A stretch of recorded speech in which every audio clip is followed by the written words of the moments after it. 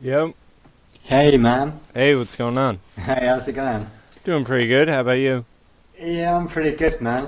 Pretty good. That's good. I'm still a little bit drunk. I haven't slept from last night. Had a really good night last night. That's good. Yeah, do you want to hear a good story? It's quite a good one. Sure. So I had my this guy I used to grow up with. Like my birthday's a day in between his. Uh-huh. So when we were at school, like we used to play guitar together all the time, and we were just like best buddies. But we don't hang out anymore. So just because it was his birthday, I wrote his wife like an email. Mm-hmm. And like we're both like big guitarists. And I was like, oh, Joe Bonamassa's playing in like Bournemouth. So like you should think about Paul. He'll really love it. And she was like, oh, like funny you should say that because so I like get a phone call going like let me see what I can do, see if I can get you tickets. So it turns out like his wife, she used to own like this blues bar like back about 10 years ago. Mm-hmm.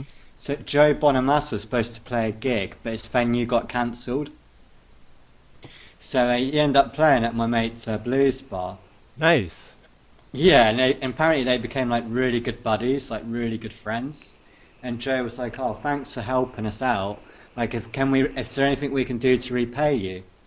And he was like, "Are you for real?" He was like, "Yeah, what can we do to repay you?" And he was like, "I've got a little village pub. Like, will you play my village pub?" And he was like, "You've got a deal this Sunday night." Right? So apparently they'd been friends for like a decade. So we went up to Bournemouth, and yeah, we ended up getting like the best seats in the house, man. Nice. Like, so we got like family seats to see Joe Bonamassa. It was just so like random, do you know what I mean? Yeah. It's so nice. It's like £250 seats. It's just so cool. So like, that happens. It was just funny when like Paul phoned up, his going like, "Let me phone my mate Chips." I was like, okay. So is that tonight then? You That said was Sunday? last night. Oh. I sent you a video. Check it out. Check out the video I sent you. Uh-huh. Check that out. Yeah, I'm a bit drunk. I'm mucking up the story, but yeah, I was just expecting Paul to know some guy on the door at the venue, and I thought we might be able to sneak us in. Mm-hmm. So I didn't want to put any pressure on Paul when he said, "Oh, do you want to go? We might get in, we might not. I kind of know somebody." I was like, "Yeah, we should give it a go. Like, don't put any pressure." And then I didn't realise that like they were like buddies. I thought it was just going to be some guy on the door, and it's like, yeah, he called up and he goes, "Oh, can you put two people on the door for me?" He's going, "What's the names?" He's going, "Kirkpatrick and Levis." So I got there, we gave our names on the door. It was like, "Kirkpatrick and Levis." It's like, "No, Levis, that would do." Got like free drinks and stuff. Just like really well looked after. Nice. How cool is that? Yeah, no, that's great. I always love when stuff like that happens. I mean, it's just completely unexpected. Yeah. And it's just nice to get out. Like Bournemouth was a really nice town. Uh-huh. So you managed to have a couple of drinks by the pier before we went. Had a couple of doobies. And then had like the best seats in probably the best seats in the house, man. Yeah, that's cool. Yeah, man. Did you check out that video? No, I'm gonna do it once we're done. I don't want to mess up my internet connection. Technical difficulties seem to be a regular. So Yeah. let's see. What do we want to start with? I could go through and try to pull up the actual articles. I saw Tim Pool do a video, and I thought this was really interesting, where it was people like rating and ranking which news sites people from which side of the aisle go to most often, and the two most engaged right-leaning websites were Daily Wire and Fox News. And both of them, by, PolitiFact and all these ranking agencies, rank them both as being, regular news things. They admit their biases, they get it wrong sometimes, but for the most part, they're on point. Well, the number one visited news Facebook page for left-leaning people is Occupy Democrats, which was ranked as fake news So it's interesting in a day and age where they try saying that, you know, the people that elected Trump in office, it's because they're reading fake news and they don't know what's going on or anything like that. It's actually the other way around, where the liberals are all getting their news from fake news sites and sort of activist sources and stuff like that. And now Facebook has cracked down on all of those sites, and these people are freaking out, thinking they're being censored. And again, it's the same people who applauded Alex Jones being removed from the internet. But they are, they're freaking out about this stuff being removed, and they don't even realize it's because it's fake news. So it's sort of like... Yeah, since you put that up, I was thinking most people are going to get their news from Facebook, I reckon. Yeah.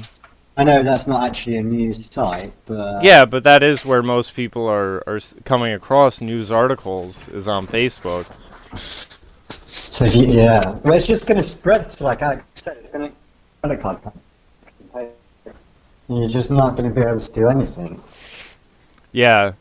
And it's just, it sort of like gives you a little bit of insight into why these people are so irrational and just over the top with their protesting and everything like that, because they're living in a sort of alternate reality. Like, they're not even, you know, it's why, you know, people all the time will go to me and say, how can you support Trump and, you know, Mike Pence, and he supported conversion therapy for gays and stuff like that. And it's like, even Snopes says that that's fake. Like, that's not true that he supports conversion therapy or electroshock or anything like that. But people believe it, and the thing is when it fits their narrative, they hold to it even more so. Like, they don't want to admit that it's wrong, even though it's like the world's a better place if you do acknowledge it. They'd rather have it be, think that it's real and, you know, operate under those assumptions. Press for Truth got booted off. Uh-huh.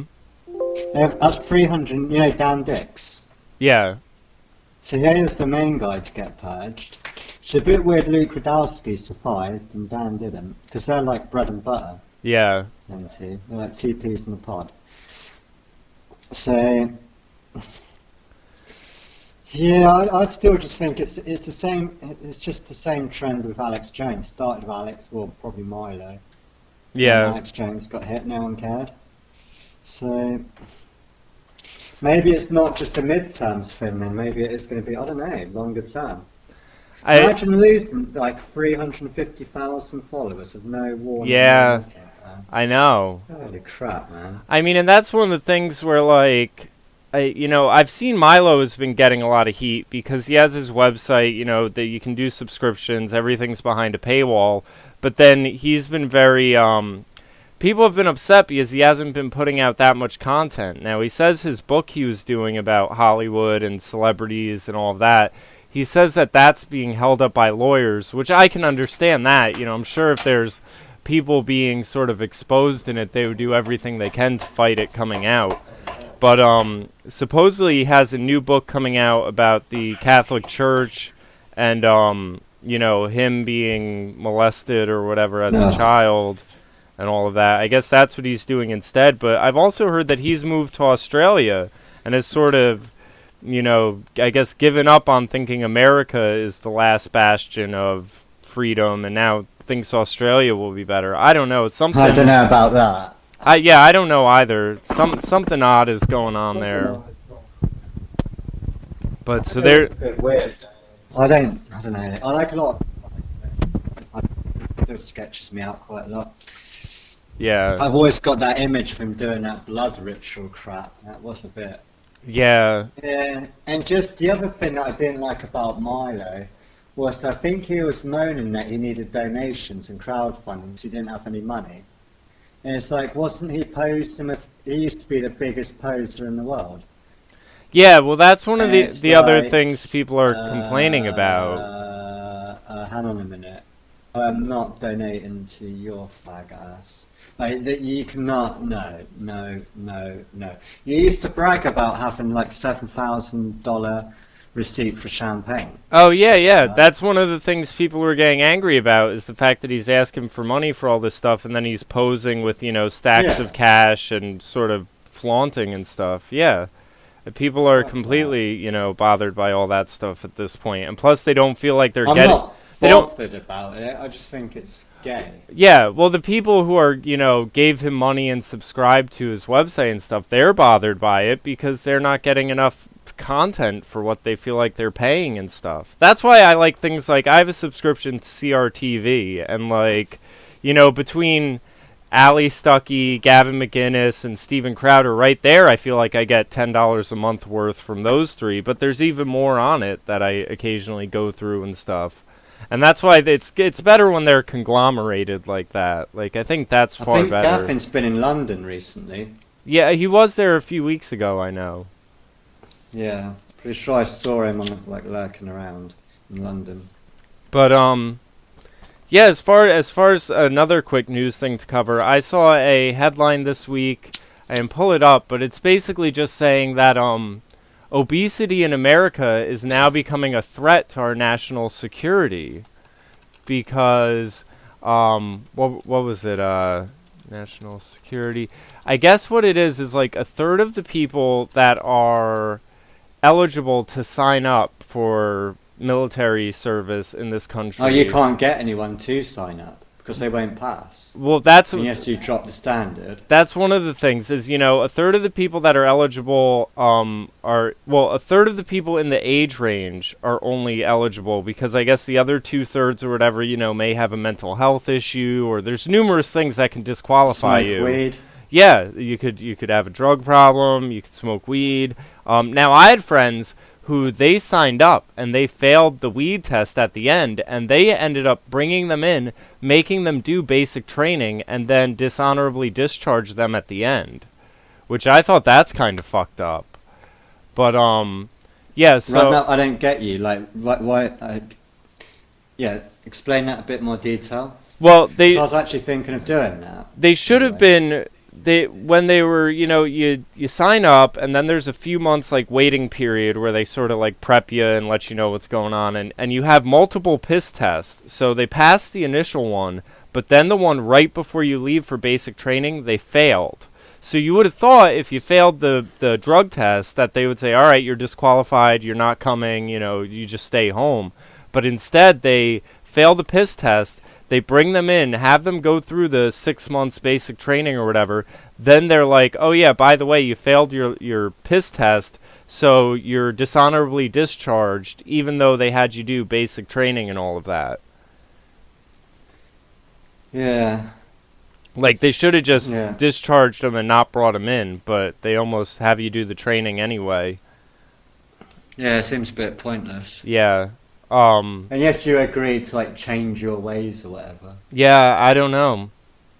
I don't know the details. Because Again, they do the same in Britain. That's the same they do here. I assume my friends it happened to were kind of embarrassed about the whole thing, so I don't know if I was ever told the full story.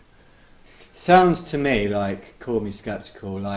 They're saying you can smoke weed, but basically, if you get busted, it's up to us if we let you through or not. Yeah. I imagine some people slip through still. Oh yeah, I'm sure they do. They're like, oh fuck it. Fuck it. But yeah, so they ended up coming out and saying that, out of all the people in the age range, only, from 17 to 24, only a third of them, are able to come in or whatever. But then another, I think it's, what am I seeing here, 40% of young adults, or that's just Kentucky. But basically another third of the people that are eligible are then disqualified because they're obese or overweight.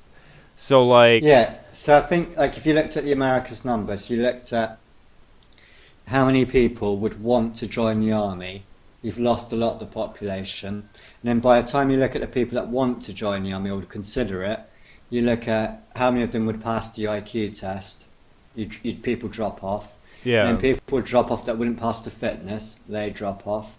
And then you get people that suffer mental illness, they're going to drop off. And then you're going to get the weed smokers, they're going to drop off. And yeah, it sounds insulting, but we're just breeding weaker people. Yeah. And I mean, I'm sure there are some people even who are... Like, you didn't have this problem 30 years ago. You had plenty of people that could qualify, but you could pick people. But now it sounds like the American Army, if they get someone that passes, they kind of can't really turn them down. Yeah, pretty much. There's no one, like, you're the only person... You could take 100 people in, maybe only, like, under 10 would get through. And it's so weird because I see these things where they say signups are at, like, an all-time low, and it's like... Well, is that because, you know, we're less militaristic than we were? But, I mean, after 9/11, people were signing up left and right. It's really baffling, because I would think people would want to sign up now when there's less going on military-wise than when there was active wars all over the place. They need to make another Top Gun. Well, they're going to make Top Gun 2, so that'll get you a few recruits. Yeah, they'll have to do something. Some sort Get Tom Cruise to do another film. Propaganda push. Maybe another American Sniper movie or something. Yeah, dude. But the thing that runs in my head is like, kind of sounds like the same narrative for letting women join. You know, they lower the standard so women can actually join. And they're going to go, well, because the numbers are low. If we let women in, then that gives us more probability of getting someone. And everyone go, okay, that sounds good, yeah, that's great. We need diversity in the army. I go, yeah, I thought you'd say that, so we should start letting in, like, midgets as well, gonna let them in. I go, yeah, that's diverse, and then you start letting in, I don't know, like, just people in, like, wheelchairs would be on the front line. Yeah. Speaking of like which... Kids, they'd have let kids, so, like, my kid wants to join.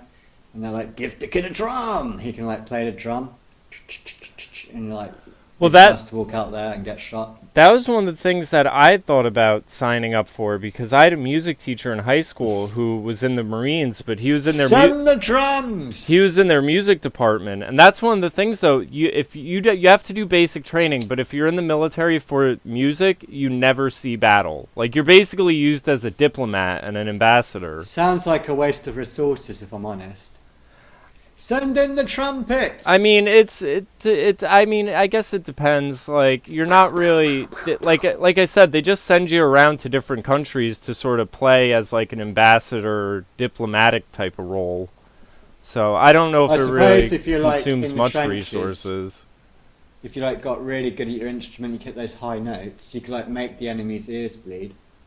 But then you make you never go near battle. That's the thing. They keep you away from all that stuff. Maybe you should join a band, not the army. You just get the training. Just saying. Yeah, but people join the military for the perks. Can't you join the orchestra? Wouldn't that be better for you? Or like a jazz band, maybe? You could, but you don't get like health insurance for life and all the benefits that the military does. I mean, that's the thing. My band teacher, he went, and then they paid for him to go to college and all that stuff. And all he did was get to tour the world and play trumpet for different, global leaders. Sounds right then. Yeah, I mean, it's a nice deal, but you got to be the best of the best at your instrument and go through basic training. Jamie, we're going to war with Russia. What do we need? But I mean, at this rate... I say we need a couple of trumpet players. Well, I was going to say, at this rate... What else do we need? Maybe someone that plays the glockenspiel. Glockenspiel. At this rate, though, when they can barely get anyone, that's not overweight and everything like that, you never know. They might end up having to pull some of the band players to do military, engagement type stuff. You never know. Once you sign your life over to Uncle Sam, they can kind of do whatever. You kind of just have to... what the elites have done is they've weaponized people, man. That's what they've done. These people are just weaponized people, ready to blow at any stage. Yeah. I thought you wanted to pick on fat people this afternoon. Who, me? Yeah, you sent me an email saying I wanted to pick on fat people. Are you up for it? And I was like, yeah, I'm up for that. Yeah, body shaming special. Speaking of which, I saw there's something going around now where now they're saying there's some model they're putting forth that's like a black disabled whatever. Like, it looks like a hot mess in a wheelchair. Have you seen that? I don't think I can handle it. Yeah. Anyway, let's get on to the fun stuff. So, Kanye West was at the White House this week. Oh my god. Oh my You god. you know, but I see. Yeah. I I think Trump. Everything I saw involving Trump this week, I thought was great. You know, there was the Music Modernization Act. Did you hear about that? No, I want to hit modern music. What the? I can't even say it. The Music Modernization Act, and he was there, and you had members of the Beach Boys, Kid Rock, and a bunch of other musicians at the White House, and it's basically updating law that was like 100 years old concerning royalties and stuff like that, and making sure that artists are paid adequately for the streaming services and stuff like that, because we still have this structure where, you know, the artists are the last one to get any money from their music, where you'll have the managers, the label, all the executives are getting paid first. So Trump basically signed a bill that's securing, you know, payment and royalties for artists on all the streaming services and stuff.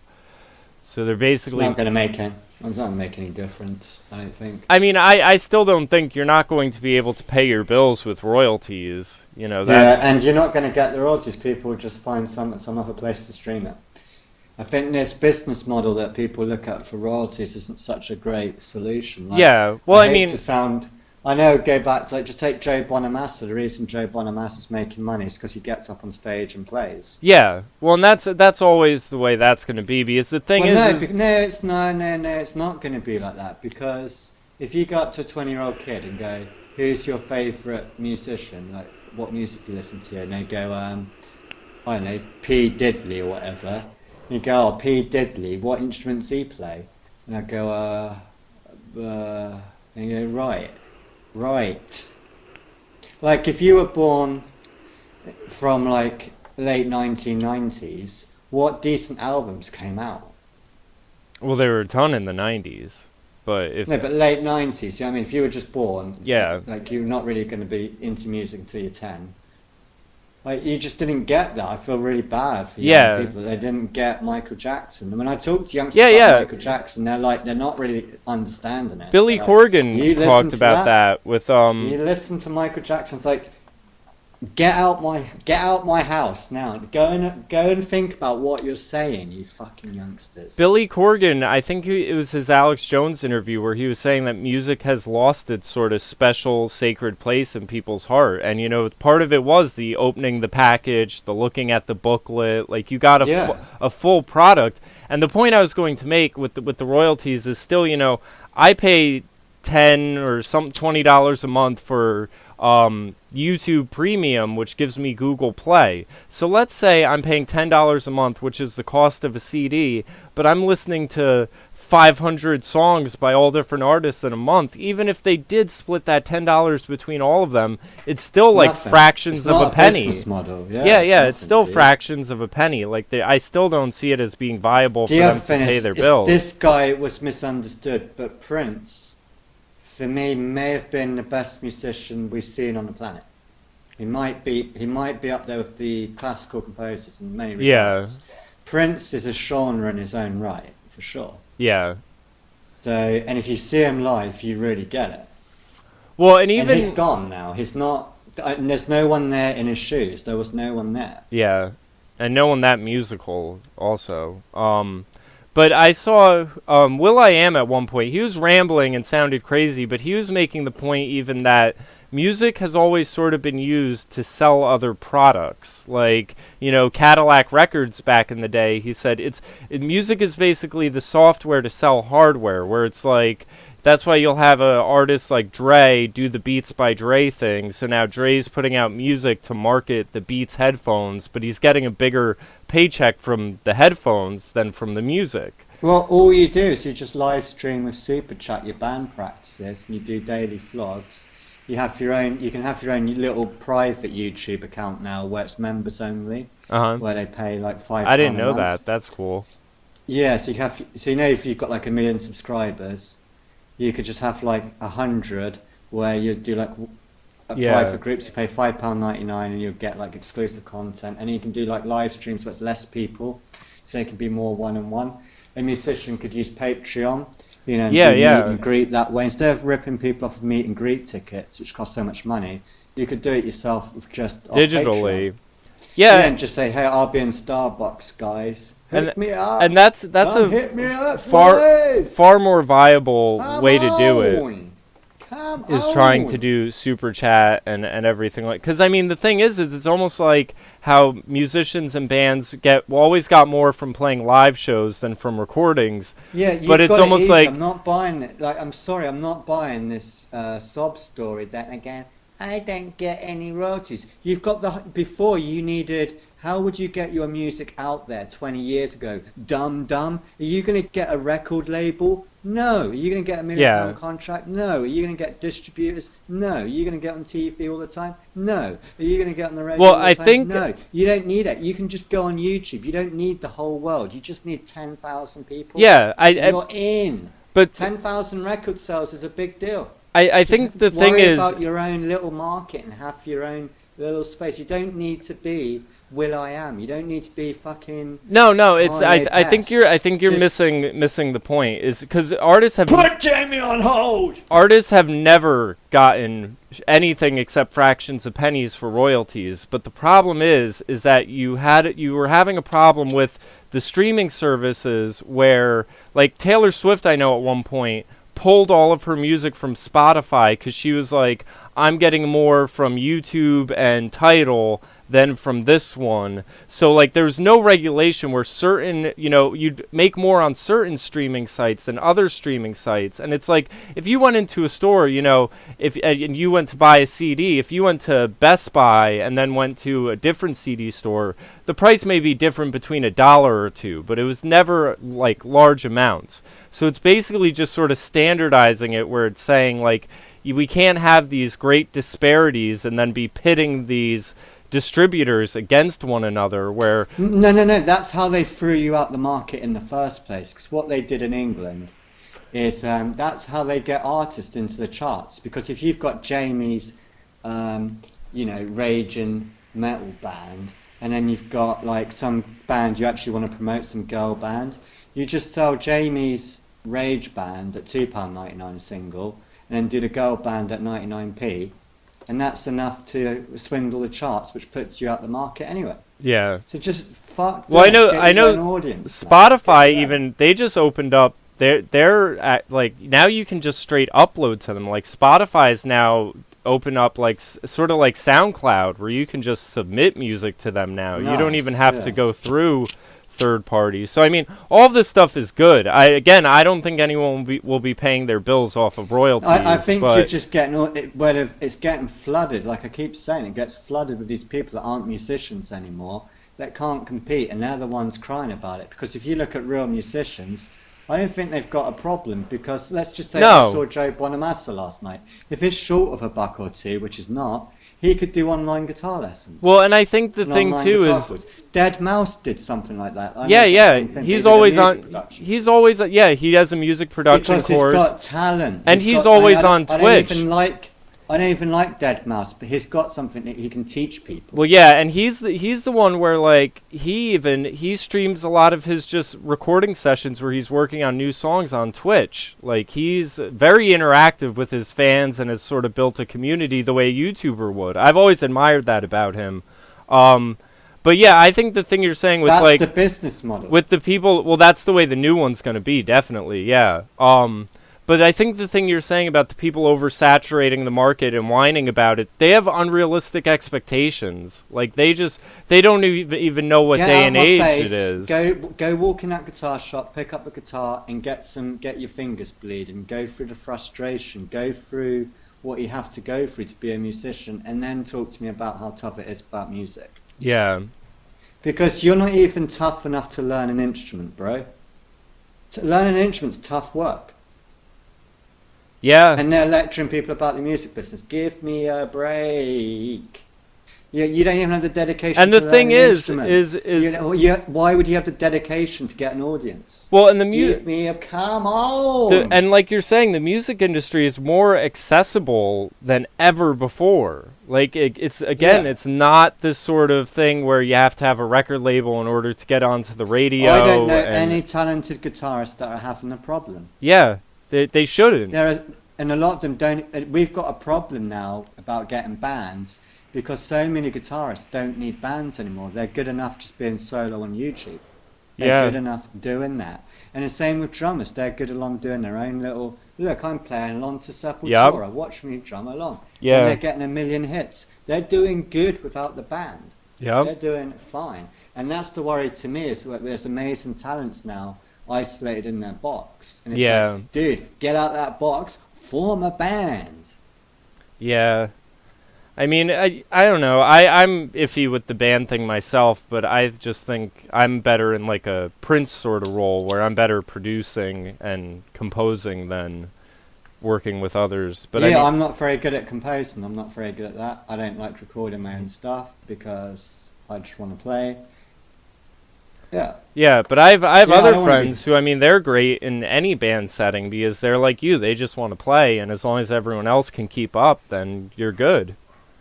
And that's the other thing you've got with the isolation is when you talk to a great drummer, you go, I play guitar, and they go, what do you want to do? And I'm like, to be honest, I'm easy. As long as I'm playing, I'm playing. And then they're like, I only want to do death metal. And it's like,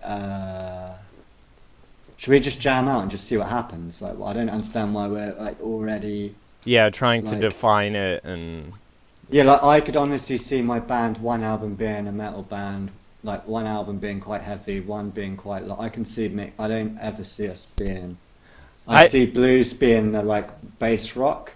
I always have that problem but whenever I'm sitting down to produce something, because I'll sit down and I'll be like, oh, I want to make something in this genre and something completely different. There's a couple of genres I miss altogether. Like you won't probably see me putting out a jazz record anytime soon. Yeah. I'm not going to be doing any opera anytime in the next... I've even done... I used to muck about doing orchestra shit. I mean, it's crap. I've done a drum and bass album. It was crap. But, you know, I've done like blues stuff. I've done rock stuff. I like the metal stuff. As long as I'm playing guitar, I'm good. And that's what these drummers are scared of. They can only do that Sepultura cover. Yeah. Because they got that audience now, they're just doing the same thing. It's like, no, one of the best things you can do is, like some of the best stuff I did were bands I didn't really like. But I grew to like it. My plan had to change into that. And that's one of the things I even noticed when I was in like hardcore scenes and stuff like that. I mean, I would be, you know, on my way to play in a hardcore band, and in my headphones, I'd be listening to either like jazz music, pop music, R&B. Yeah, that's what you want from the band. Like Headpay's first album's great because you've got like a Rasta as a focus. You've got two punk guitarists. You've got a hip hop drum and bass. It's just such an amazing combo. To mix metal with actual London hip hop and or even there's even a British kind of, they were drum and bass, then I guess they got lumped in with the dubstep stuff, but that group Nero, they're two classical composers. Like the one's a trombone player, and now they produce kind of drum and bass, dubstep, electronic stuff, but it's very well done because it's... Yeah, and you get that, like when I was in a metal band, people come up to you and go, what are you listening to at the moment? You're like, well, I'm listening to Infected Mushroom a lot, Prince at the moment, this classical music. And like, you're not listening to Machine Head, you're in the metal band. It's like, not at the moment, no. Yeah. I play metal every night, so... And it's generally, that's how to make more original music, is to take inspirations from elsewhere and apply it to... Yeah, a lot of the riffs you hear, they're like, where'd you get that riff? It's like, oh, that's a Jill Scott riff. Yeah. That is exactly what Jill Scott does. It's such a great riff.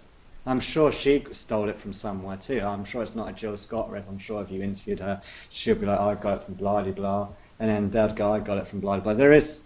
I don't get this thing that you can't steal riffs, because every riff has been done. Yeah, as long as you put your own... I did it by ear, so it's going to be different. It's going to be wrong. It's going to be how... And I mean, chances are, even if you think you're playing an original riff, it's just because your sphere of influences is so small you haven't heard it elsewhere. And there's only so many notes. Jill Scott is a black woman from, you know, the ghetto or whatever. Yeah. Her way of playing that riff isn't a posh white boy that grew up listening to white rock guitar. Yeah. It's gonna be a different breed of animal. Yeah, I've always laughed at that. I call it the quest for originality. And most of the time people end up making crap because they're so concerned about not playing... A lot of guitarists won't admit it either. Like, I don't know why you just don't do that on the credits. And, oh, this riff is inspired by this. Yeah. This riff is... I mean, even a lot of Nirvana stuff was just Beatles riffs played with distortion and a little faster, or, you know, stuff like that. Yeah, well, once you're doing Nirvana style music, you've got one scale, really, a pentatonic scale, so the chord progression's going to have fits within a scale. Yeah. So you can only go up a tone or down a semitone. You've only got limited until you're into like experimental jazz. And I don't know what jazz is, man. I don't know. I don't care. But it's just not for me. Yeah, but well, Jazz, the problem yes. too is it's a big umbrella. Like I remember my cousin Ryan at one point showed me, because I was playing in jazz band at school, but it was just to get better at bass. He showed me Miles Davis did this album called The Bitches Brew, and it's when he was taking acid. It sounds like, a lot of it sounds like Rage Against the Machine stuff, because he was playing his trumpet through guitar effect pedals. So yeah. So when it gets really out there, like a lot of that stuff I really like and get into, but some of it just sounds sort of too generic for me, where it's like, unless if you're a horn player, you know, it's hard to kind of get into, because the rhythm section is all in the background. They're just creating the framework for the trumpet or saxophone player to shine on top of. I hear that with new producers every single day. Like, they're all on Fruit Loops. You're on Fruit Loops pages. I'm not an expert on it, but I've got a bit of knowledge. So I don't mind just throwing people help, because I know how difficult it is. Like, I learned everything because someone showed me. Yeah. So I'm pretty patient. But the same thing comes up. It's like, I want like an orchestra to sound like a real orchestra, or I want the guitar. How do I make a bass sound like a bass? And it's like, dude, what you got to do is you've actually got to stand up, and if you can't play the bass, ideally you need to learn to play the bass. And then when you try and mimic it digitally, you know what you're trying to mimic. Like, you know what aspects the bass player is going to want to put in. And if you can't do that, you've at least got to be able to just like mime it. Just pretend you're playing bass. Like, what's it do? How does he do his fingers? Is he going to go 1, 2, 2, like this, like 1, 2 with his 3 fingers? Or is he going to use one finger? Is he going to do pull-offs? Is he going to do hammer-ons? Is he going to do? And then you start recreating the hits one by one by one, and then that's when it becomes magic, because now the computer's becoming humanized. Yeah. In a way. Because you understood the instrument in the first place. And that's the problem with you being a producer. I'm going to sound like a dick, but maybe you want to go learn an instrument first. And they're like, how do I write a song? It's like, dude, go and buy an instrument first, and then go to Fruit. I mean, I can say, even as a bass player, it's very hard sometimes to get stringed instruments and even brass and, you know, instruments like that to sound lifelike. You need to do a lot with automation and the mod wheel, and you also need to have... You've got to start off by closing your eyes and imagining you're the player. Yeah. And that's difficult to do if you've never played that instrument. Because it's the subtleties. Otherwise, it'll sound very flat and programmed. Yeah, and then the other thing is, it's like, if I'm doing a bass, I use guitar modulation all the time, like amp synths all the time. All the time for my real guitar. I'd use it live, maybe.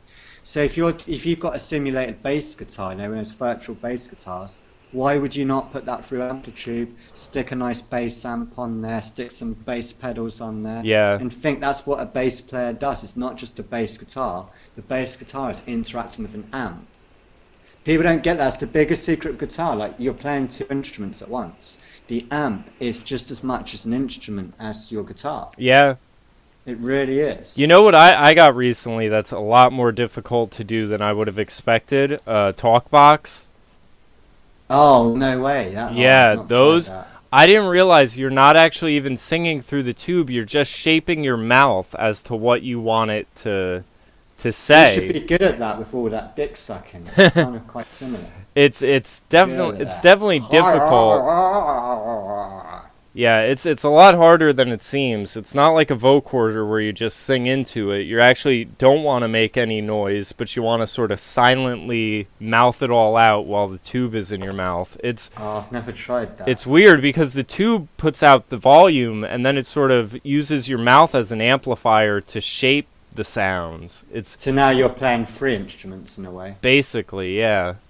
You got the amp, you got the TalkBox, and you got your guitar. Yeah.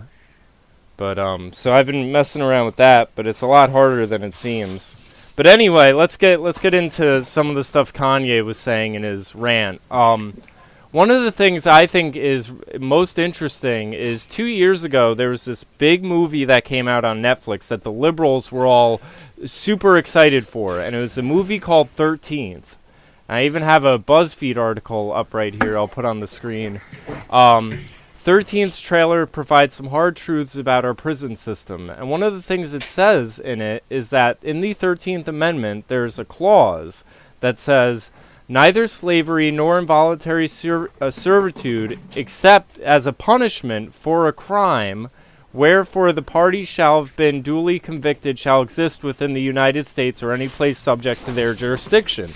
So, the 13th Amendment, everyone thinks it abolished slavery, but what it really did is it said, you can't just enslave someone for no reason, but if they're convicted of a crime, then you can. So we've basically had the prison systems turned into a slavery system where, some of these prisons have them assembling things and working, and, they'll say they're putting it on their, what's it called when, I want to say commissary. They'll say they're giving them money for their commissary, but it's less than like $1 an hour. And plus, with the way we know the Clinton crime bill and stuff like that has really targeted black men with minor weed offenses and stuff like that, you've basically had the slavery moved into the prison system. Kanye brings that up, and everyone's attacking him, saying, how dare he say we need to get rid of the 13th Amendment and this, and that. But he's talking about this Kanye wants slaves. He wants to slave us all. Yeah, basically.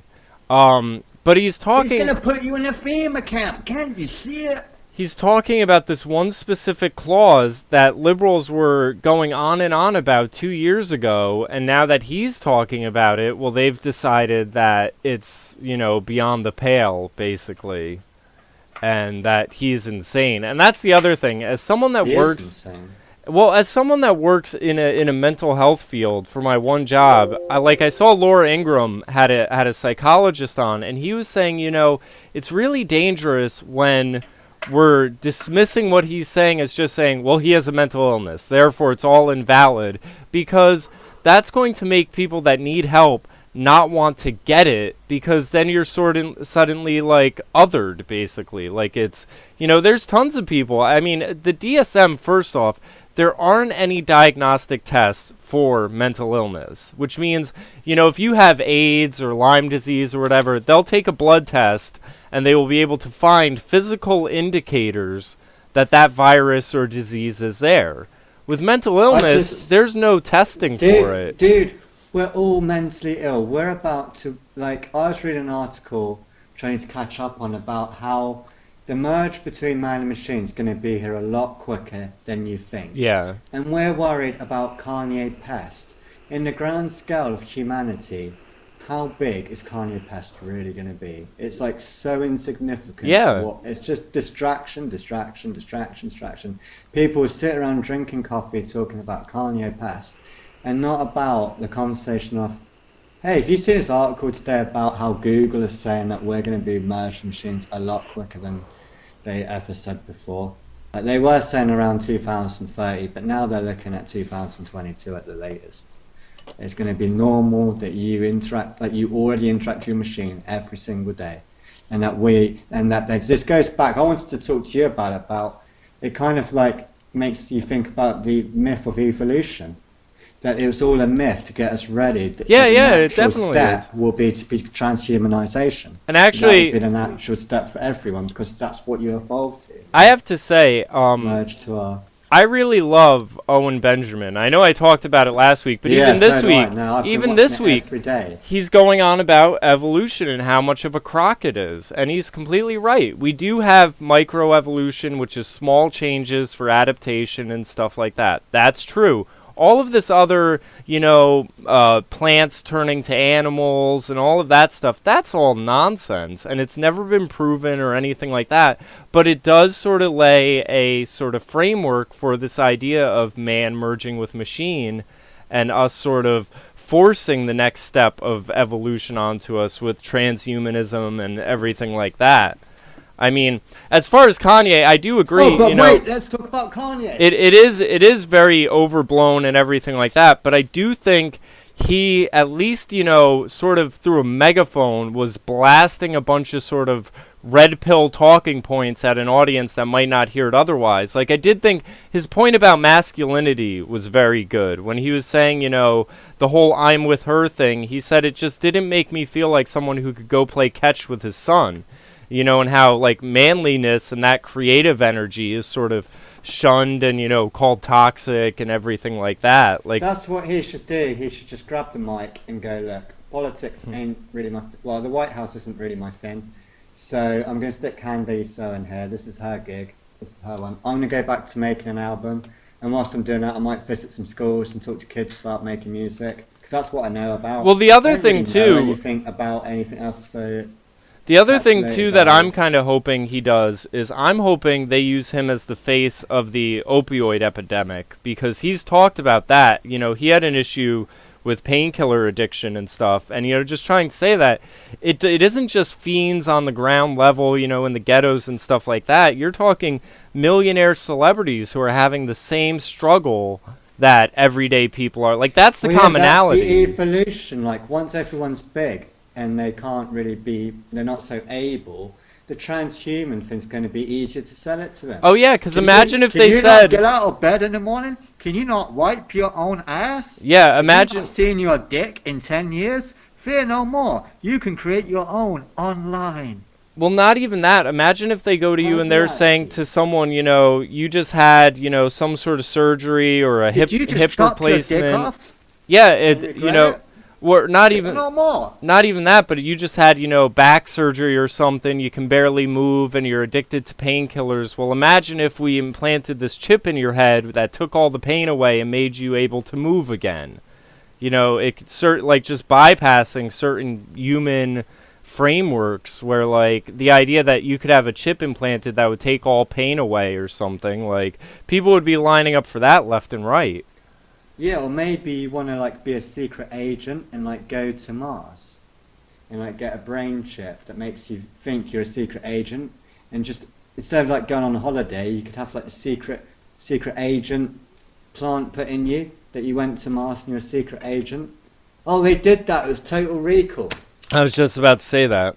The sort of digital vacations and stuff like that. Yeah, I mean, it's all sort of heading to that point. And I had a friend mention recently the idea that Hollywood has inspired a lot of this stuff, and I had to tell him it's the other way around. Like, it's... This started with Darwinism. Like, that must have been the starting point when they're like, okay, we need to put this out there now. Well, and Listen, some of it 100 too... years isn't that far away, guys. Not that far. And if you're talking merging with machines... Have you ever seen... Machines! They were talking about this 100 years ago. Yeah. Their machines look like... What they have? Like steam power? Well, have you seen... train at best? Have you seen the... Merging with a train? Alex Are you Jones insane? put out a Train, documentary... you saying that because a monkey, you're going to tell people that a rock fucked a fish and a fish fucked a monkey, and now we're going to be monkeys that merge with trains? Well, and what's the thing? I'm trying to remember... Darwin? Remember, They're like, did you ever "No, see... there'll be robots and machines and computers and flying. We'll be able to fly." Did you ever see Alex Jones put out a Well, hang on, think about State of this. Mind?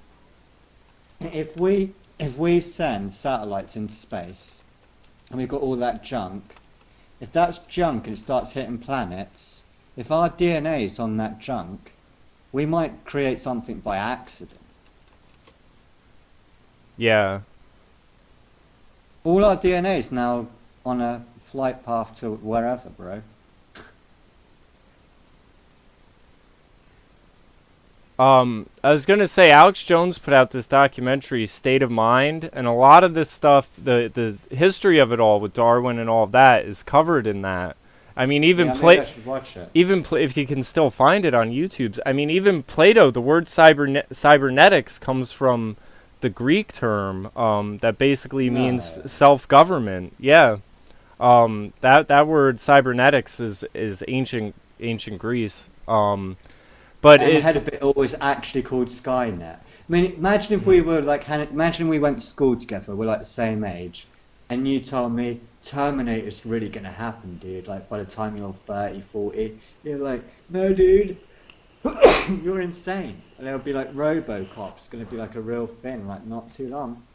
You'd be like, come on, bro, it's a movie. But now RoboCop would look lame if he was walking about New York police, and Yeah. like, that's your robot? Well, there was a show. I think it only did one season where it was about like crime in Chicago, and basically you had some tech billionaire go to the Chicago PD and be like, "Let me help you guys out for London with my drones." And yeah, well, that's what I figured. It was predictive programming where it's and with like the robot, it won't mind if you put a burqa on it. It's not gonna mind. Well, you could even say, now here's something interesting. You could even say, we have this drone that has X-ray infrared vision, so wearing a burqa won't be a problem because we can see through it. Yeah. See if they're concealing any weapons underneath and stuff like that. Yeah. Are you bored of the normal police? Are you bored of your house getting broken into all the time? We've got the answer. Cyborg police. I mean, I had seen a few years ago. Yay, I think it was cyborg police. Yay! where Ooh, I want to be a cyborg cop when I grow up. Ooh, yay! where's the thing? I'm trying to look it up now. You had one of these tech schools that was developing like robot police, and I mean they were terrifying looking. Yeah, like when you watch the Chinese Olympics and they have all those mini drones, like just thousands of them. You seen that? No. Yeah, type in China Olympic drones. There's like thousands of them, they're like mini ones, and they all just go in formation. And you think, oh, mate, they're doing that at the Olympics. Like, well, if you launched that with like a little vaccine, they got thousands of them. Here's an article on Wired that's 11 police robots patrolling around the world. Cleveland's got a little mechanicalized drone. India's got riot control drones. South Korea's prison robo-guards. Wow. Yeah, you just put on your virtual reality goggles. Israel's deadly rover. LAPD's huge smasher. Japan's drone-catching drone. The thing is, if you had it as drones, you might be able to convince the people that it is just a game. You know, when you're playing games, yeah, you could be like programming the AI. You know, when you play these war games, these strategy games, like that could be going into a giant mind, learning how people behave in situations. Because you wonder if you could merge like actual war with Xbox. You get your own little robot and stuff. I'm sure you could. I mean, it's basically... You know that guy who sorted out the Joe Bonamassa tickets? He's got a drone that flies he just sits in his living room and flies a drone that goes 2 miles. Yeah, I know. How weird is that? So you can just, it's creep, like, I'm dude, like, who are you spying on? Like, who are you creeping on? But you can imagine being able to do it if he can do that. Because at least he's an averagely responsible guy. But people could just pick that up for a couple of £100. A drone that travels 2 miles. And you can just fly it from your iPhone or whatever. What? What are you telling me? I do see a thing about in China where they're using thousands of drones for a light show and all sorts of stuff. Yeah, check that stuff out. Imagine if they had like a tiny vaccine on that drone. How are you going to run away from that when it comes to you? Yeah. How are you going to shoot them? With your gun? Good luck. You're a mess. Yeah, that's something straight out of like a movie. I mean, the thing too is with the predictive programming, you know, they sort of showed that in the one Avengers or Iron Man movie where you're supposed to think he's in the suit, you know, doing something, and then the suit gets destroyed, and next thing you know, you see he's just in a little like gamer chair with a headset on. Some kid in a caravan, yeah. Yeah. Smoking a bong. Fuck, man.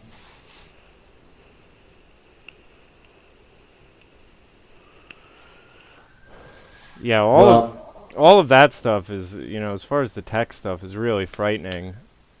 I mean, and that's what they're going to do, is they're going to do it all through drones and robots, and then people will complain it's dehumanizing, and then they'll be like, all right, well, will you settle for a cyborg? Because you're going to need to merge with the machines in order to fight off the machines.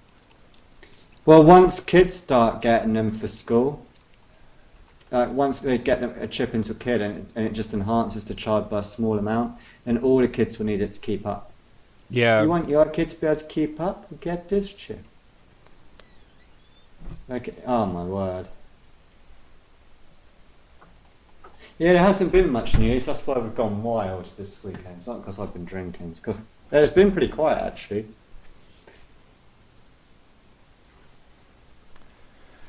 I thought it'd be because I was expecting a big October surprise. We're nearly a halfway point now. Yeah. Midterms is what, 20 days or something. Alex Jones has fallen off a cliff, pretty much. That's where I get a lot of my news from. Haven't really clicked on Drudge that much recently. Well, you know, I think it really amazes me, though. Don't you find that Owen Benjamin's podcast, like, he's basically like Alex Jones 3 years ago, or even older than that. He reminds me nowadays of Alex Jones when I first started listening to him. Yeah, I just hope he can keep it up, because he's putting out so much great stuff. You wonder how long he can keep it up. Because it's going at some pace. I don't mean that's a criticism, it's just you go at such a pace. Yeah. Like, yeah, he's knocking it out of the park. I watch it every day. I really enjoy it. It's been really great. I played it last night when we got back and had a couple of beers to Paul. He's not had that stuff. He really enjoyed it as well. Mm-hmm. And he's the sort of person that probably you would think wouldn't enjoy that kind of stuff. Yeah, no. Yeah. Owen's on point with a lot of stuff recently. Here's the article I was looking for. 2016, there will likely be 6-foot-tall police robots handing out parking and speeding tickets. Yeah, well, the same with him with Loris. Law is just a bunch of rules, so that would be algorithms soon. Soon you won't have judges or a jury, or it can just be algorithms if you're guilty or innocent. Which, I mean, again, is just going to... And then they'll be able to say, well, it's fair, because everyone gets subject to the same algorithm. The algorithm doesn't make mistakes like humans do. Yeah, which, I mean, sounds good, but it's really awful, because, you know, they do a lot with plea deals and everything like that, but they're going to say, you know, you don't really have anything to offer us,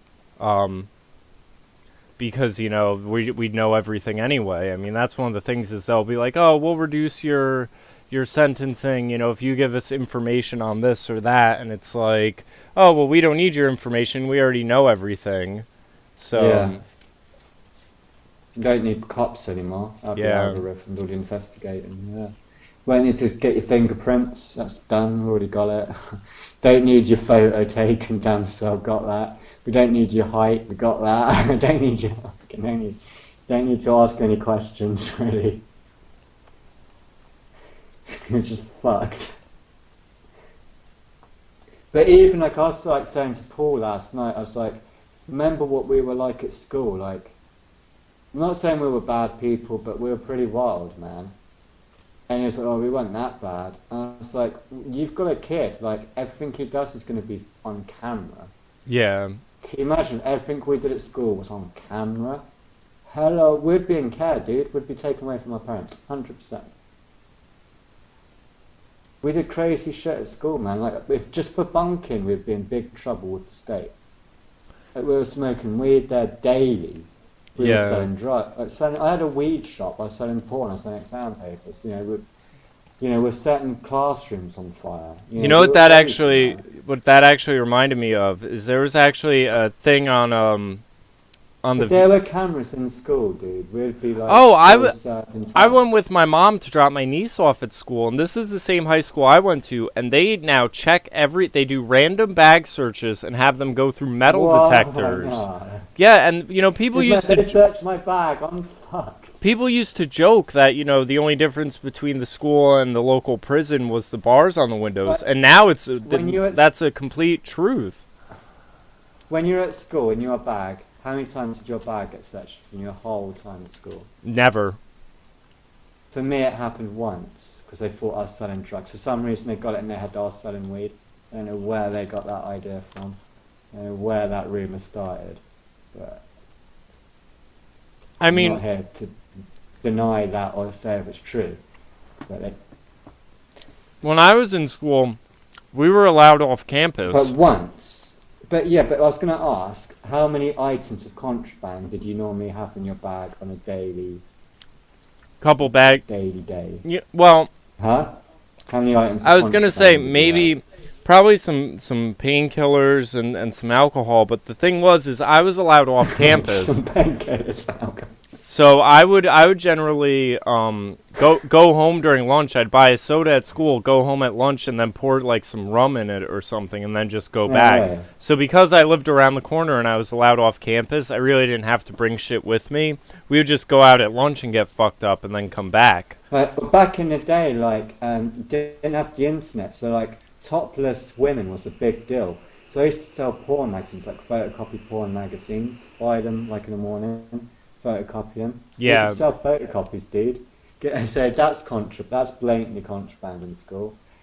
I used to smoke at school. Did you not smoke at school? Yeah. Well, I didn't smoke Had weed. I cigarettes. didn't. Not back then. Yeah, but you weren't old enough to smoke cigarettes. That's contraband, isn't it?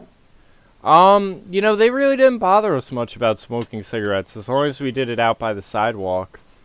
Which is Yeah, kind so of bad for amazing that. because only a small percentage of high school kids are 18. But they didn't really Somehow I managed to acquire some exam papers before the exam. That's contraband. Had photocopies of them as well.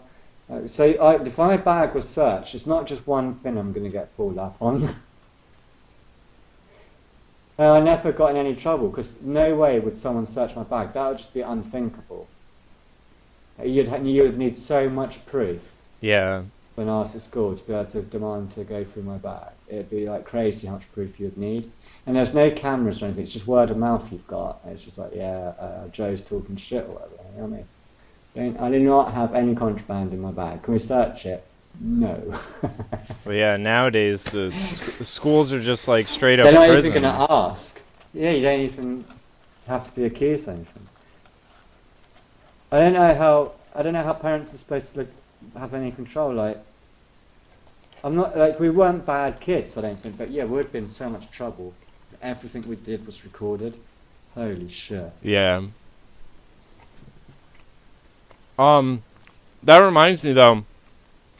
I saw a clip from The View where they had Neil Patrick Harris on it, and he's talking about the first movie he ever did when he was 15, and how Whoopi Goldberg went to him and was like, 10 years from now when you're older, I'm gonna fuck you.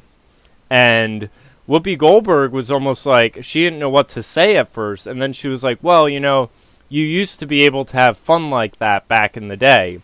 And Neil Patrick Harris said, I'm not offended. In fact, I was looking forward to it, kind of making a joke about it.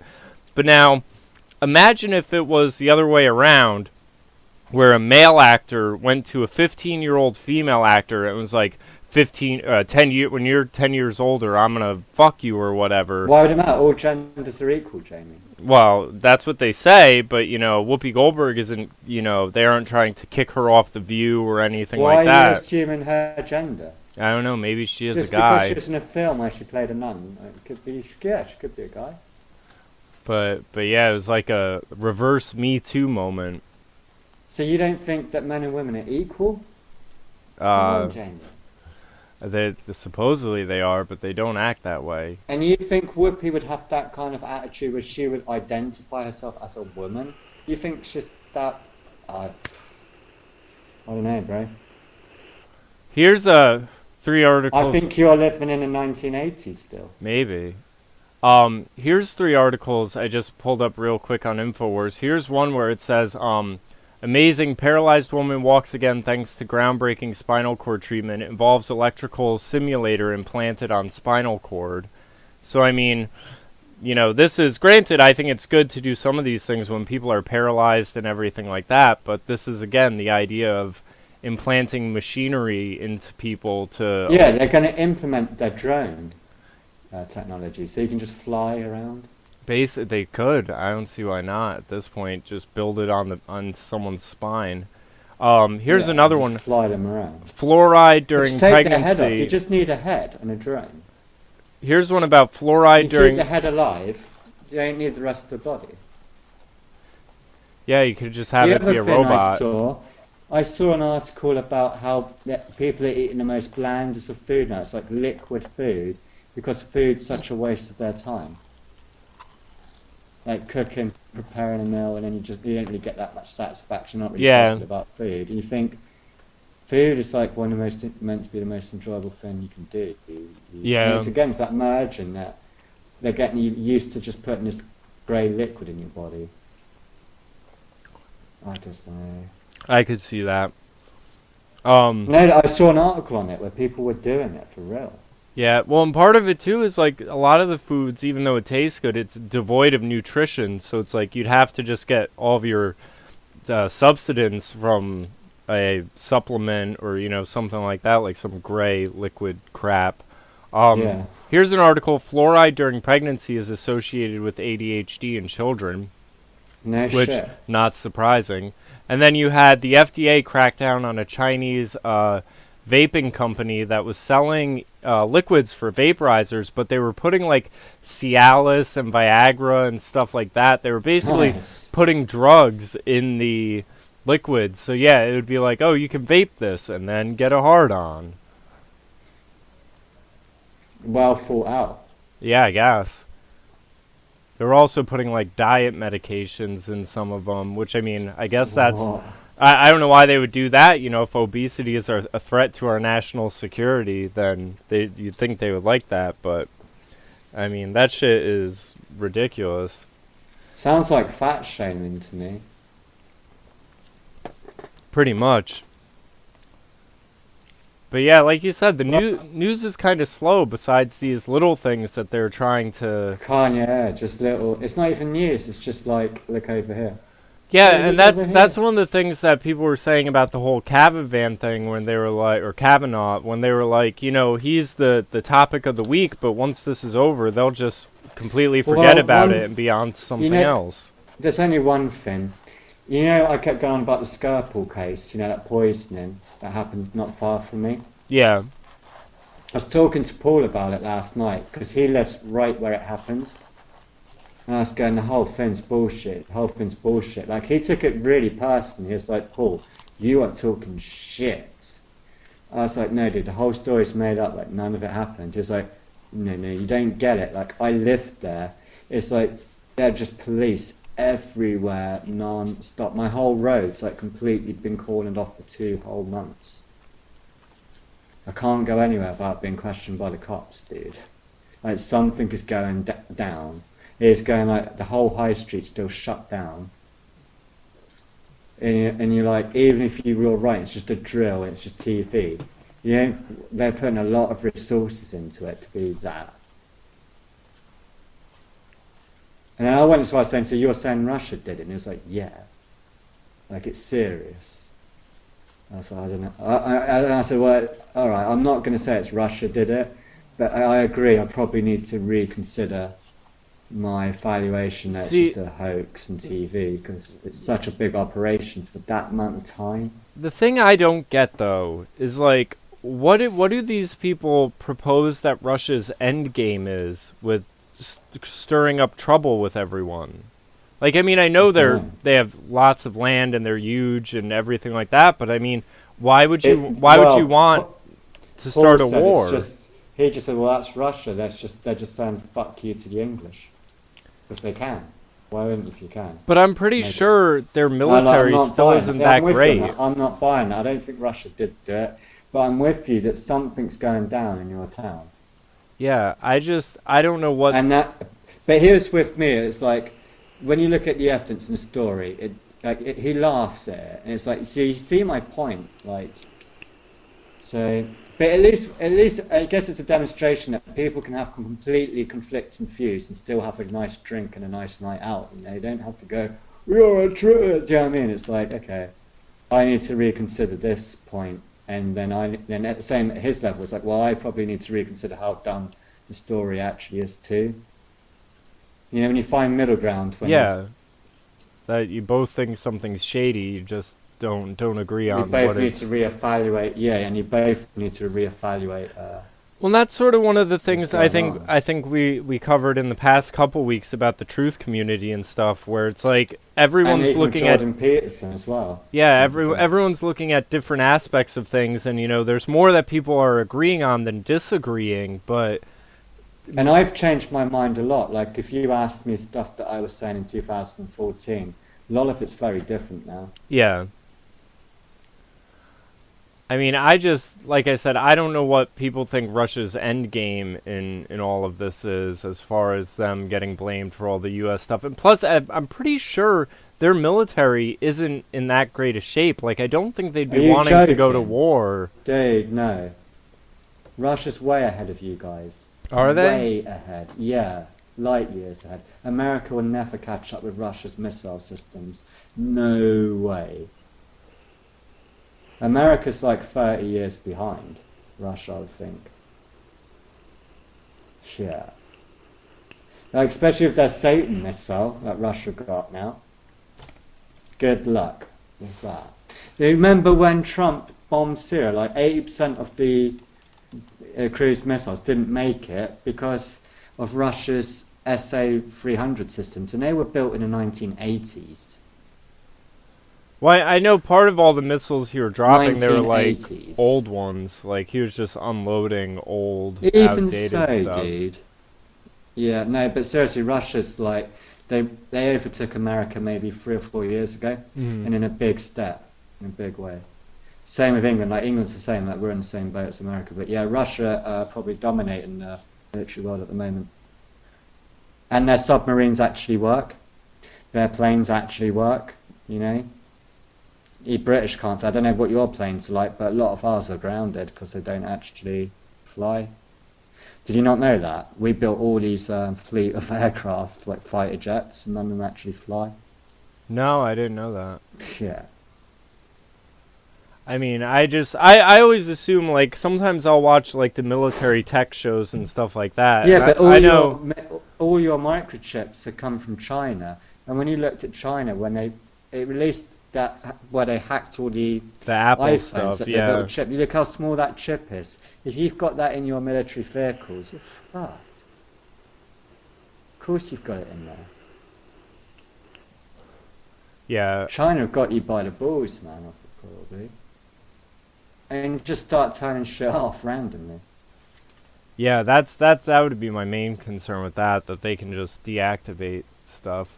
I mean, I Yeah. assume, though, like, most of the stuff that we're shown is probably 10 or 20 years old compared to what they're actually working on nowadays. A lot of stuff is like that, tech stuff in general, whether it's military Yeah, just tech like what I was or... talking about Terminator and Robocop. It's like you get a little bit of predictive programming, bang, it's there. And now you're seeing it with satire. What stuff was satire 2 weeks ago becomes like commonplace Yeah. in just 2 weeks. Yep. Like, I mean, that was funny even with Owen Benjamin did the thing about the, I understand Islam now because of the fake rape allegations things. And, like, a week after he said that, some imam came out and was like, this is why we do what we do, because Christine Blasey Ford would not be believed, and this, and that. And Owen Benjamin's like, this was a joke of mine a few days ago, and here's someone saying it legitimately.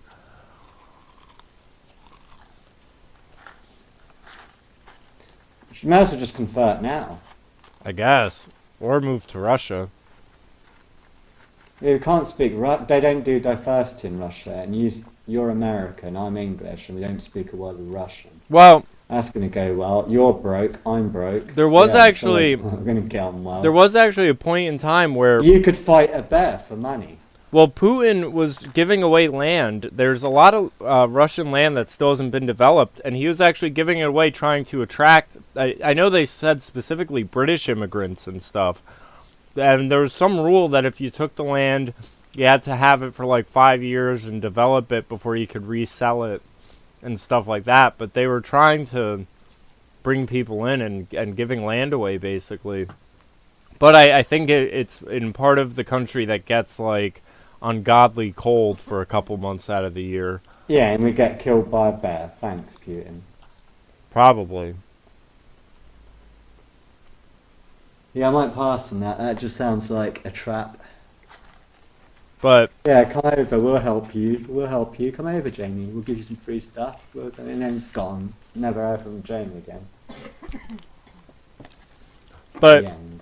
to the main point, I still don't, even if their militaries can outdo us and everything, I still don't see the point in all of this sort of subversive stuff they're getting blamed for. It just doesn't really make sense. And I mean, the Russians... Because they're being sanctioned left, right, and centre, and that is the justification for sanctions. That's true. But I don't know. What are their, like, do they have any real big exports besides, like, vodka, I guess? Maybe oil. Don't buy Russia's oil, which then, I guess, means all the money floods to Saudi Arabia. Well, and that's, I remember, I think it was Owen Benjamin again who was talking about the Saudis and how rich they are, and I guess they're building some sort of super AI city or something. Did you hear about that?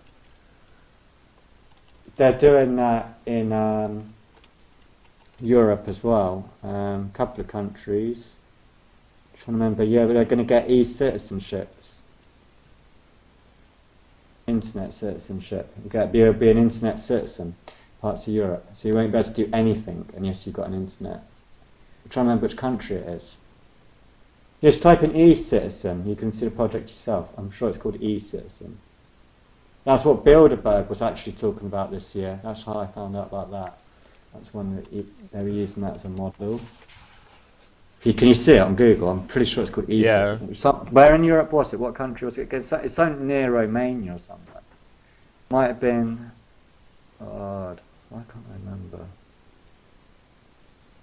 It's a couple of countries. It's not just one. And they're going to get interlinked. Can you see it on Google? Yeah. What does it say? On e-citizen, because there's two different things. So it's already implemented. It's not like it's happening. It's like looks like they've already done it.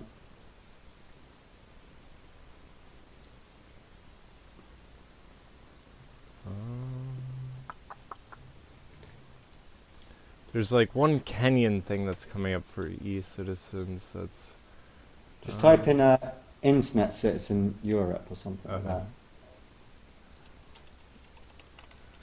Yeah. Be internet citizens. Let's see. Yeah, they've got their own constitution, I guess, as well. Get a digital constitution and stuff. Recommendation on the Internet of Citizens, Council of Europe. There's 3 countries that have already got it in place. The Committee of Ministers has adopted the recommendation on the Internet of Citizens, February 10th, 2016. Counterbalance, Internet of Things. I'm too lazy to go to my computer. Well, here's one thing it just says, I'll find it for you next week. Maybe. The Committee of Ministers recommends that the member states recognize digital culture as one of the key issues for modern cultural policy making and revisit their cultural policy approaches and a view to implementing the policy guidelines. The guidelines promote in particular the human and cultural dimension of the Internet as counterbalance to the Internet of Things. Their aim is to ensure equal consideration is given to citizen involvement in the Internet by the different stakeholders, to avoid citizens being a means to an end rather than an end to themselves. It addresses, therefore, the modernization of cultural institutes, consumers as prosumers, and creative citizens and multilateral skills to lessen the divide. Type in, you should be able to find this, I think it's this. E-Citizen Gateway to All Government Services. Oh, yeah, that popped up when I was searching before. Yeah, click on that. Uh-huh. I think that could be it. Doesn't really have much overview.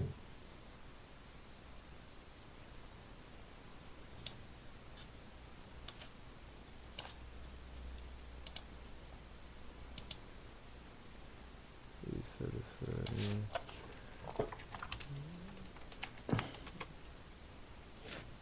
Well, actually, no, sorry, no. Yeah, I think that's the Kenyan thing, yeah. That's the Kenyan thing. But I mean, that's still probably the format that they want to go with, because even if you look at it, it says why e-citizen, and it says single sign-on, convenience, do your banking and all government services and everything like that. I mean, that's pretty much almost. It reminds me of the way they've redone the American healthcare system, where you have to do it all online, and you get a login for that, and that's all what all your social services are through. It might be this. It's also something kind of with Estonia offers e-residency for foreigners. Maybe it was Estonia, I'm thinking. It is really worth looking to. It's so crazy. Once you find it's going to be worth it. I'm just not remembering as well as I should. Where did I say Estonia? Yeah. So yeah, check out the Estonian one. That's the Bilderberg one.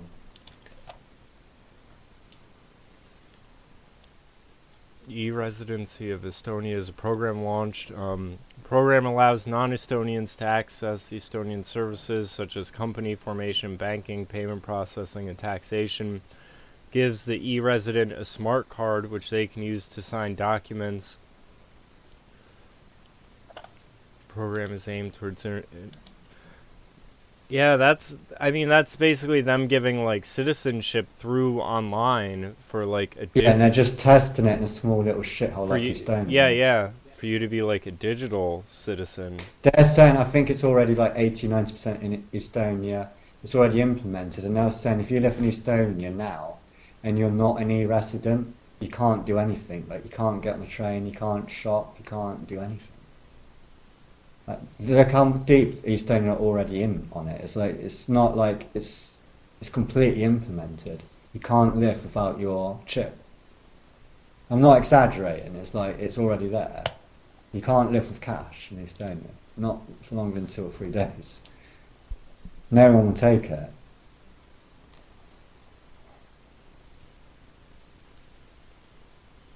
And it only costs €100 to sign up.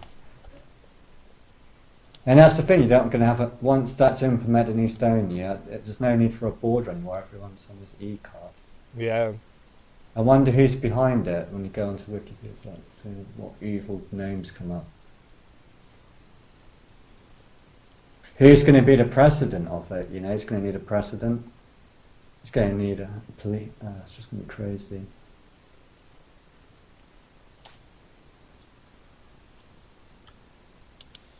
Let's see. Wired have got an article on it. Background. Vice Chancellor of Communications State. I think that's what people missed in the Bilderberg when they were talking about not having borders and the technological citizenship. I think this is the project that they're talking about. Because didn't the Estonian president, she got caught, didn't she, going there this year? Remember Dan Dix got caught hold of her? Yeah.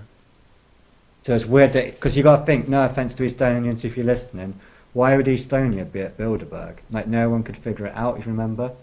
Yeah. Because Estonia is such a tiny country. It's tiny, tiny, tiny, tiny, tiny. It's like basically like literally Europeans with like gypsies. What you think of gypsies with a horse and cart? It's literally that. It's like they're at Bilderberg, and it's like because these. I didn't know that because no one knows about Estonia. Really. No one pays attention to it. It's such a tiny place. Yeah. It's like they've got this e-citizenship going now. So you can't. I guess you can't get Estonian citizenship then. No, can't just be a normal Estonian anymore. It says that the e-citizenship doesn't grant you normal citizenship or access or anything like that.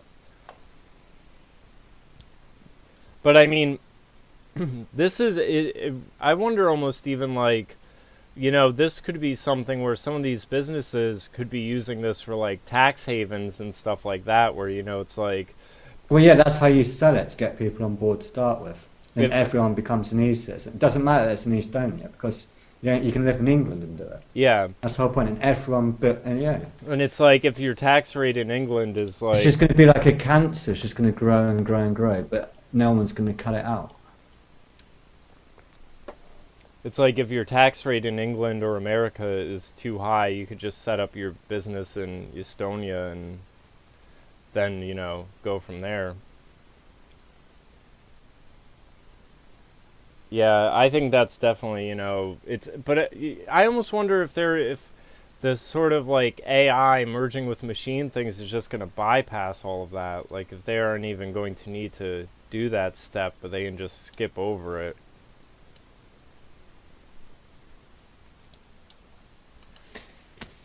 You know, it's not looking. I don't know. It's not looking good. Well, the thing that worries me most is that you don't have any of this being addressed on like a mainstream platform. Like it's not even talked about. Next thing you know, it's just going to be in our laps. Most people don't want to hear it either, to be honest with you. It's like it's definitely not a popular subject. Yeah.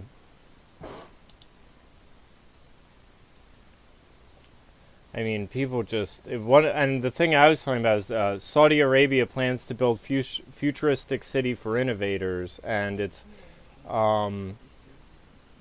says the $500 billion NEOM project, envisioned as a hub for technological innovation, will be funded by the Kingdom's Sovereign Wealth Fund, which the Prince oversees. The place is not for conventional people or conventional companies. This will be a place for the dreamers of the world.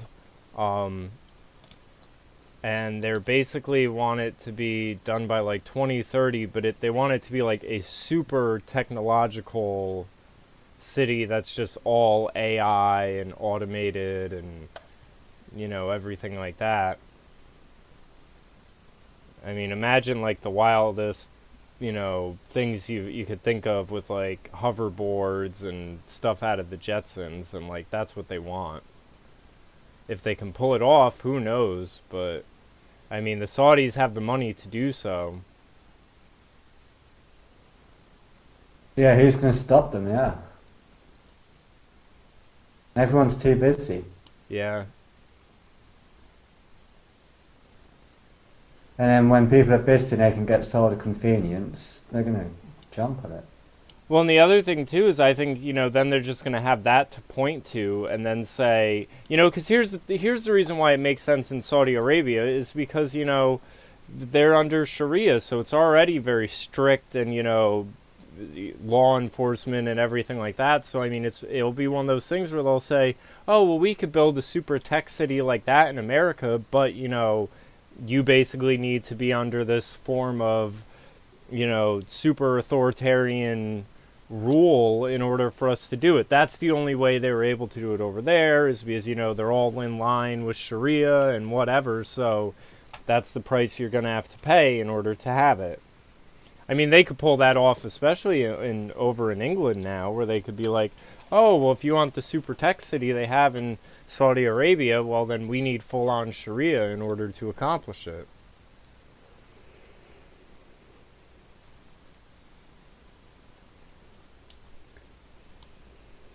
We're not. I wish there was some good news, but there's really not. I'm gonna have to head off. I'm nearly ready to go.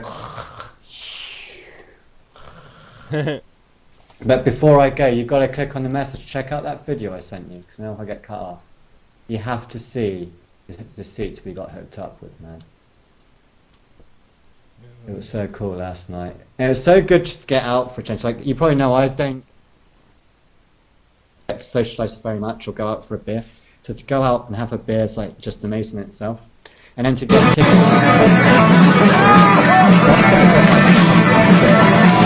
Hold on, I couldn't hear you because the video was playing. Oh yeah. Yeah, keep playing the video and then I'll come back.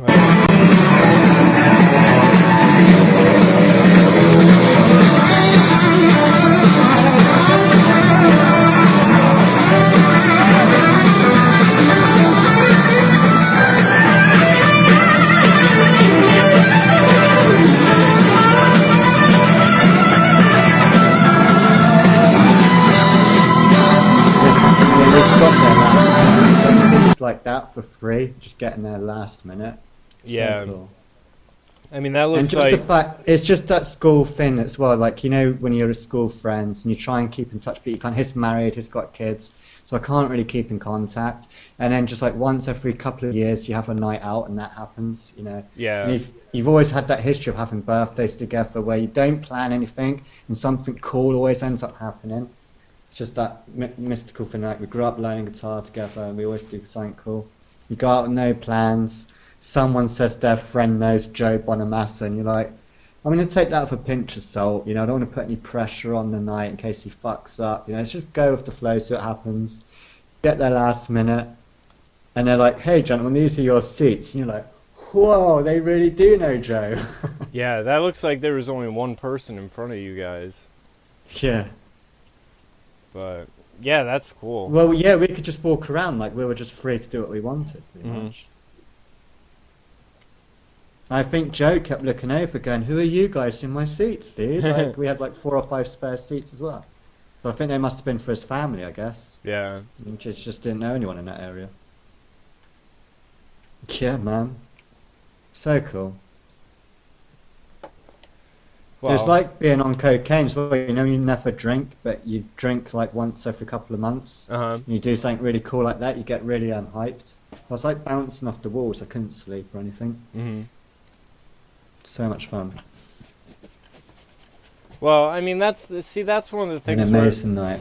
I think it's like, that's how things kind of come lately, where it's like, as far as the world news and everything like that is shit, but like, the good news is what you have in your personal day-to-day lives and stuff like that.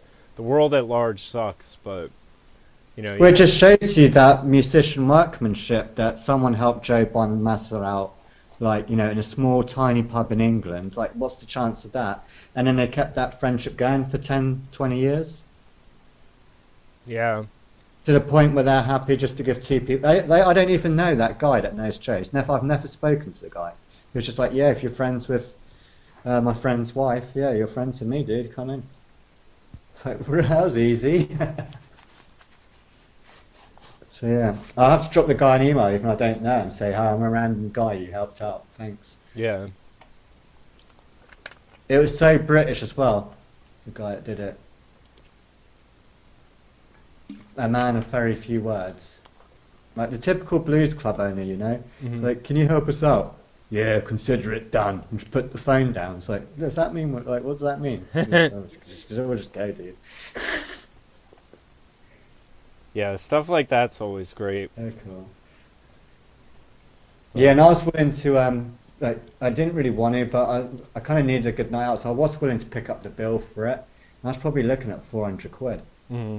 coming out, so to have that still in my wallet, so cool. Yeah, it's always great when you have like nights like that where it's like things end up working out better and costing less than if you were And I to... don't get it as well, because like people are like, oh, when you get something for free, you don't appreciate it as much.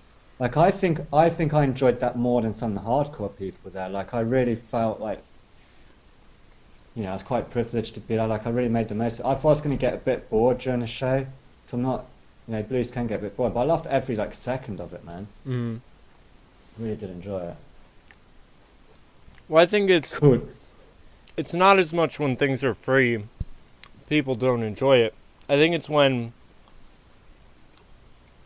like, it's almost in a situation like that, it's like winning the lotto, where it's like, you know, it's completely by chance. It's not just something that's given to you for free regularly that you don't have to earn. It's like you recognize, like, oh, this isn't supposed to happen. This is a out of the ordinary thing. Yeah, and it's just the other thing that's nice is like not many of my friends are doing, like I'm not doing too well. None of my friends really did that well. And Paul's like got a great wife that hooked us up, and like they've got a kid together, and it's just nice to see that. Do you know what I mean? Mm-hmm. That one of my friends actually got a great family. Because you would have thought that she would go, do you know what, I'm going to go with my husband. She was like, no, I'll let the 2 boys go out for a change. That's I'll cool. just like stay at home. It's so cool, man. It's just like having an amazing night. Yeah, it's just so good that someone like found a good woman and found a good family. Yeah. Does she have any But, friends? Yeah, I think so. Yeah. Yeah, Yes. you gotta try to see if she's got some good lady friends for you. Yeah, I'm good, man. At the moment, I'm good. But all right, well, let's wrap things up Yeah, for the man. week. Thanks for that. Yeah, of course. Cool. All right, I'll talk to you next week. Yeah, it's good talking to you, man. I'll catch you All right. later. Take care. Bye.